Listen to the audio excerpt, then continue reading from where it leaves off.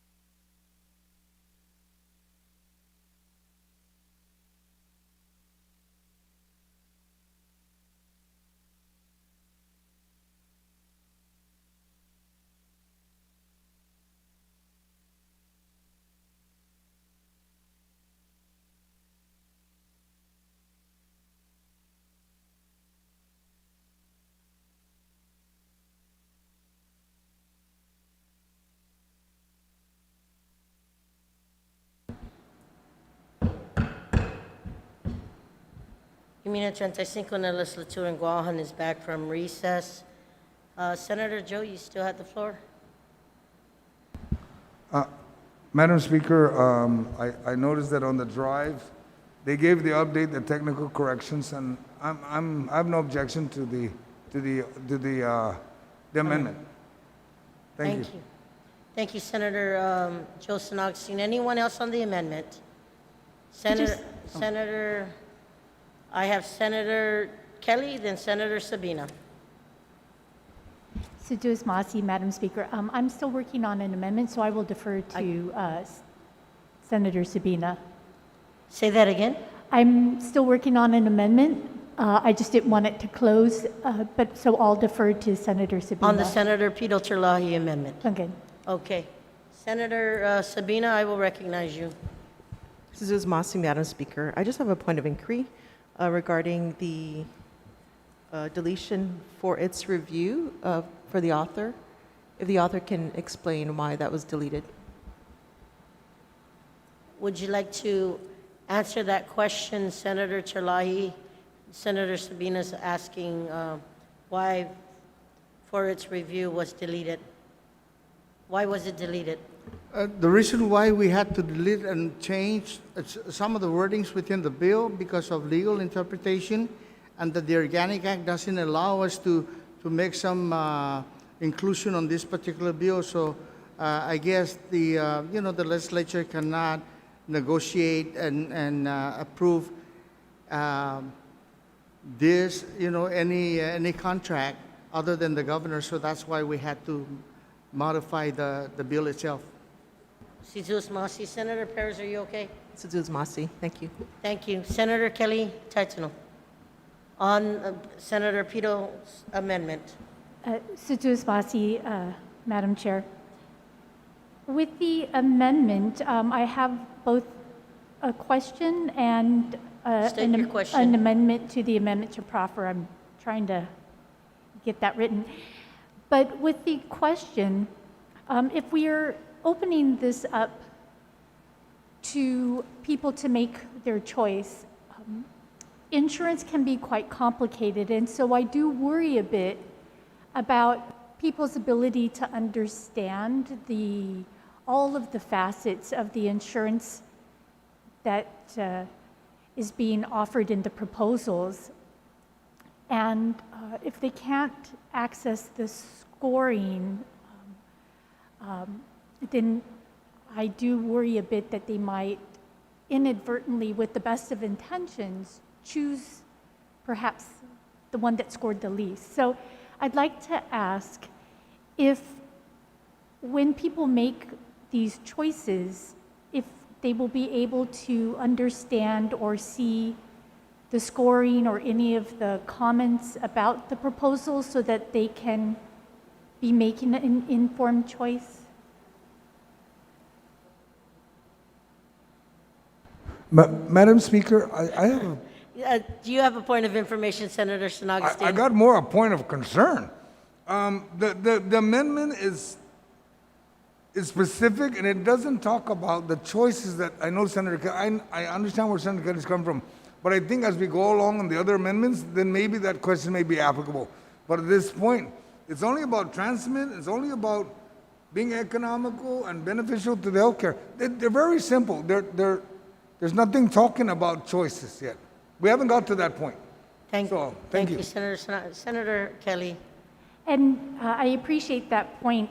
It does get a little confusing with the underlines and the double scores, and I do see that it isn't highlighted. Nonetheless, it remains a concern, but I can bring that up at a different point perhaps. The amendment to the amendment that I wanted to address was to be able to make sure that the governor is given tools for making a decision, and that the purpose of the negotiating team and the hard work, just to make sure that as a point of order, that information is being transmitted to the governor. So the amendment that I'm trying to get written with is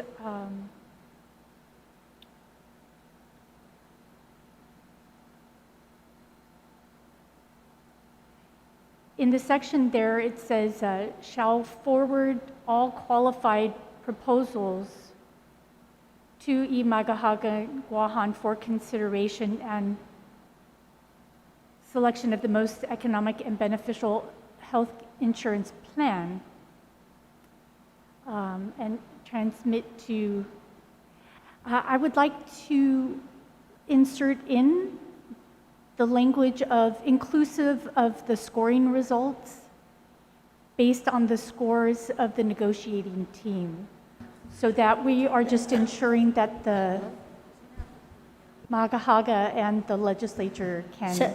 Senator See Kelly, those. do you have that amendment written? I was saying that I'm trying to get my staff to write this. I just didn't want this to close. So if we can I'm going to recess take a then for a moment's minute. recess. I'm going to take a moment's recess.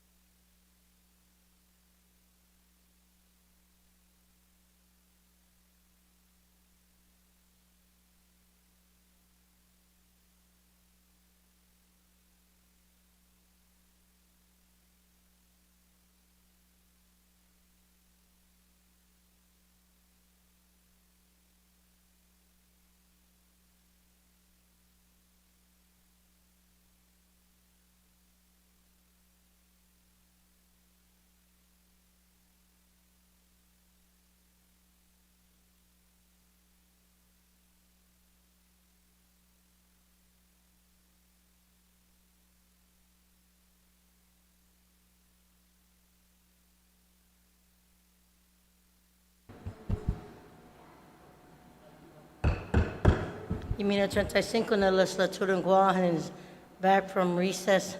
I'm going to address the majority leader right now. Vice Speaker Nelson, you're recognized. Si Diyos Masi, Madam Speaker. Madam Speaker, notwithstanding our House rules, I'd like to make a motion to set this bill aside so that we can entertain the other bills and just really, maybe that'll give enough time for the amendments to be put into place. On that motion, are there any objections? Hearing none, motion carries.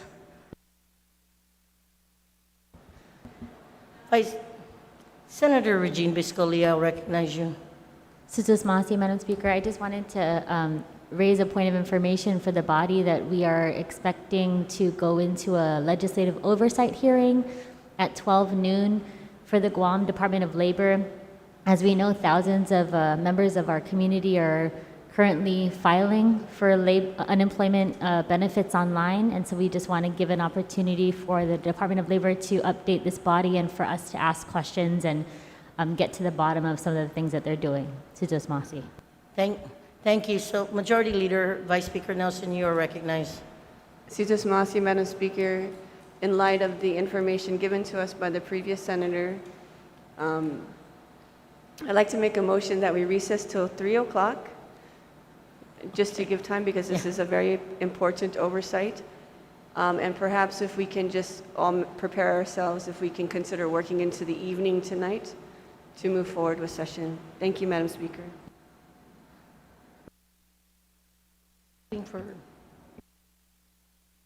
On that motion, we will be in recess to 3 p.m.